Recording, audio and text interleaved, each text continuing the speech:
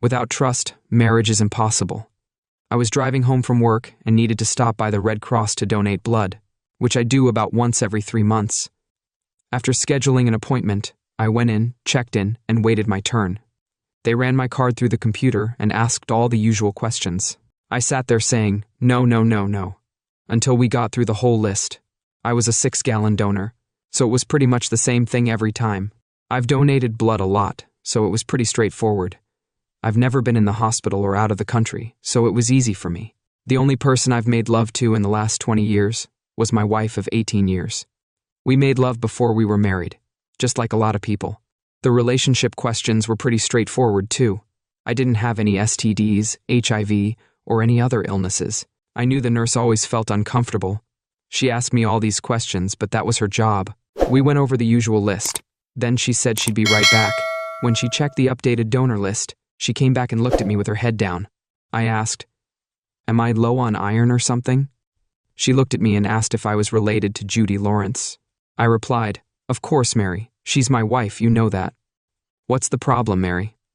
Judy came in this morning to donate blood, but Mary told me that she was turned down. I don't know how to say this exactly, but according to her form this morning, she was found to have had a relationship within the last 3 months with someone who tested positive for HIV.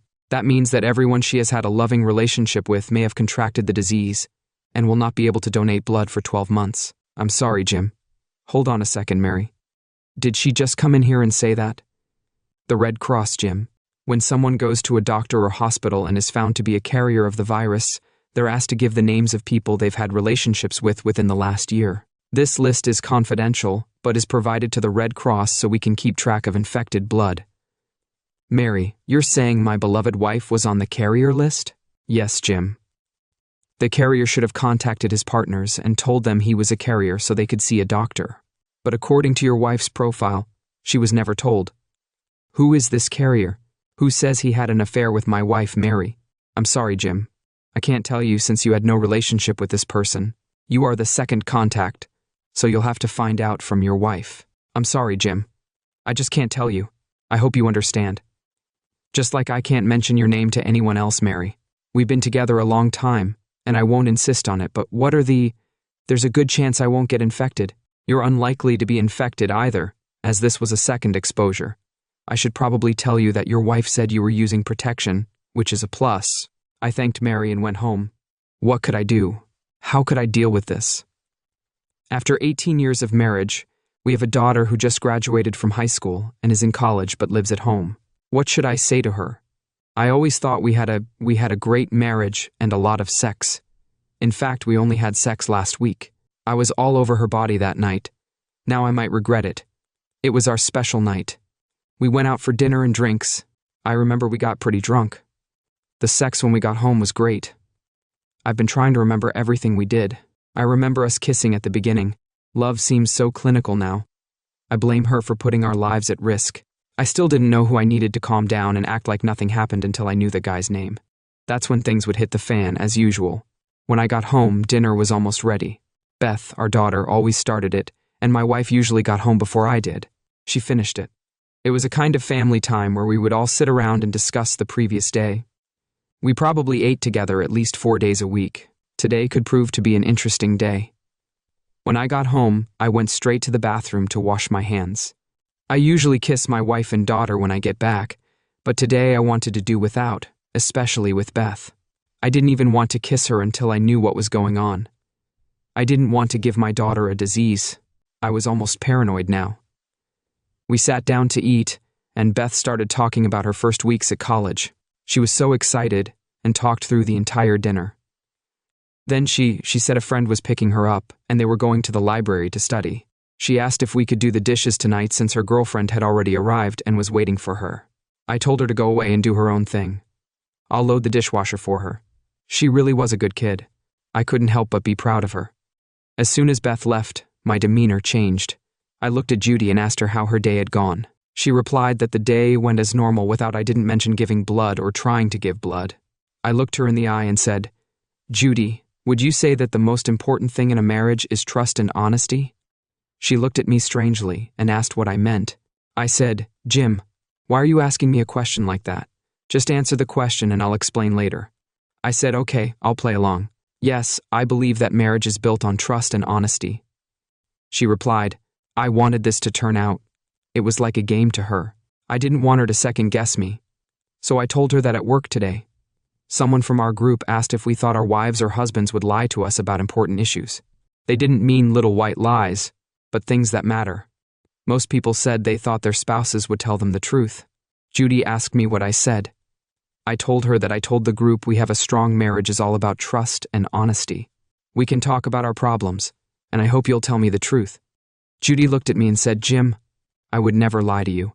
I told her that if she lied to me, I'd never be able to trust her again. Without trust, marriage is impossible. Then I looked at her and said, well, we've had our talk. Do you have any secrets you need to tell me? I'm willing to listen. She made as if she was going to say something, but then she stopped.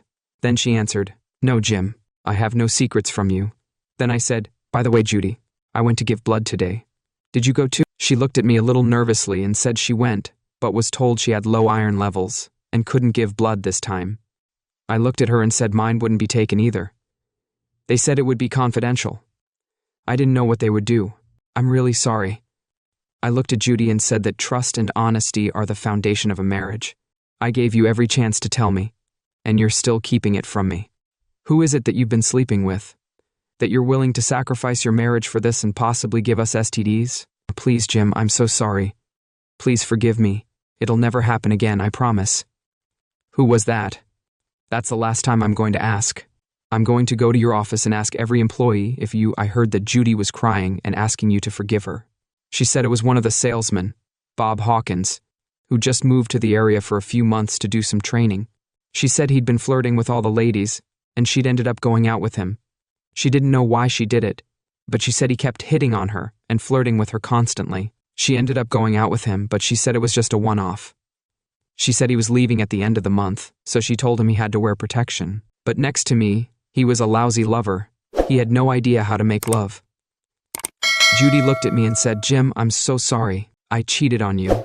It was the only time in our marriage I was stupid and acted like a schoolgirl.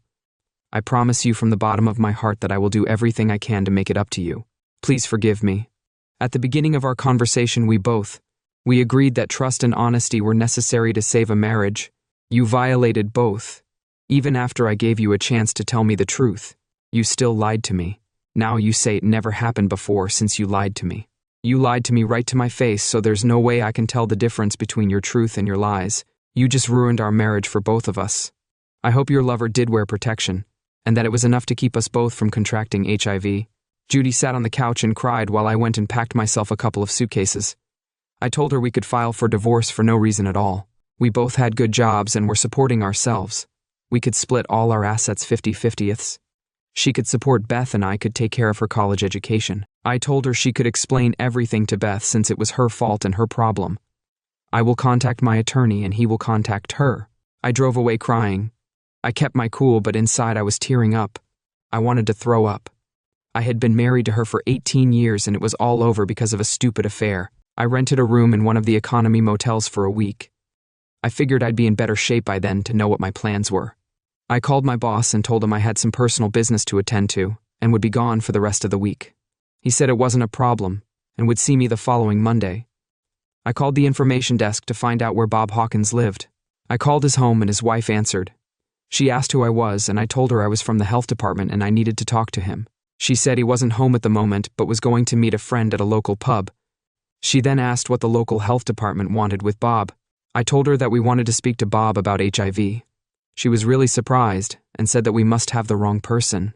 She said that Bob wasn't from this area and was married with 2 children. I apologized and said I hope she was right, but she might want to ask him about it when he got home. He had a family and he didn't even tell his wife about it. I went to the local pub, which was pretty empty on a weeknight. I spotted a couple in one of the booths and figured it must be Bob seducing someone else's wife. I approached him and asked him if he was. I introduced myself as Bob Hawkins, and he said he was. I told him I worked for the health department and would like to talk to him on the street if I could. He agreed and told the woman he would be right back. We were about the same height, but he was about 15 years younger. That's probably what attracted Judy to him. Women like that. I couldn't believe it. They're attractive to younger men, and older guys like us screw that. That made me even angrier. I had an old pair of brass knuckles I bought at a garage sale. You don't see many of those anymore. When we pulled into the parking lot, I slapped him on the wrist. I didn't say a word to him except to call him an asshole. I proceeded to beat him up pretty badly, mostly on his body. I kicked him twice on or near his balls, then I kicked him in the jaw one more time. I think I broke it. I was ready to go to jail for that. It was what I had to do, though. As he lay there bruised and battered, I looked around and saw no one. So I walked to my car, went back to the motel, and cleaned myself up. I cleaned myself up as best I could, making sure there was no blood on me. I didn't want to take any chances with HIV. The next day, I heard on the news that a man had been beaten up badly in the parking lot of a pub in a Lower East Side neighborhood. There were no witnesses. The victim had several broken ribs and his jaw was badly damaged. He couldn't speak because his mouth was wired shut. They said he had other injuries, but they didn't say which ones. I was hoping they'd have to pull his balls out of his ass. From the reports, it seemed like no one in the pub noticed anything strange. I guess the woman was married and didn't want to get the bartender said he didn't see anything unusual. I contacted my solicitor and made an appointment to see a doctor the next day. I spoke to Beth, who was in tears. She said her mom had told her the whole story and wanted to know if I could forgive her. I told Beth that I was going through a lot of pain. I ended up getting divorced, but she can still contact me if she wants to. I told her to take care of her mom and make sure she's seeing doctors. It's been about 6 months now, and I went through with the divorce. It was finalized, and so far, neither of us has any signs of HIV or any STDs. We were lucky. Not every person is as lucky as we were. After being tested, she filed for divorce and is now HIV positive thanks to her husband. I don't know where Bob is now, but he never found out who beat him up. I guess a lot of husbands were out to get him. Several of the other women in Judy's office were also tested, and their records are kept confidential. I'm happy to say that Judy D is doing well. She calls me from time to time to talk and always apologizes for her actions. The problem is that she's lost my trust. As we've discussed, trust is gained, and once lost, it's very hard to regain. I'm fine. Judy kept almost everything except my personal belongings. She took out a second mortgage on the house. We're both doing okay financially. I have a small apartment, but it's just a place to sleep. We don't have a loving home anymore. We see each other from time to time and have the same friends who hope that someday we will be together again. At least Judy takes full responsibility for her actions. I'd like to take responsibility for my actions, rather than making excuses. I miss Judy very much. She was the love of my life. What did she ruin it all for? I know she's asking herself the same question as far as love goes. I'm almost afraid to do it anymore. It was one of the most enjoyable things about being in a monogamous relationship. Marriage has been great, and there's been no risk of getting any STDs. I'm really worried about Beth, and I'm also a bit scared of dating. It's a pretty nasty world out there. I don't know what the future holds, but both Judy and I will have to deal with it. Hopefully in another 6 months I'll be able to donate blood again.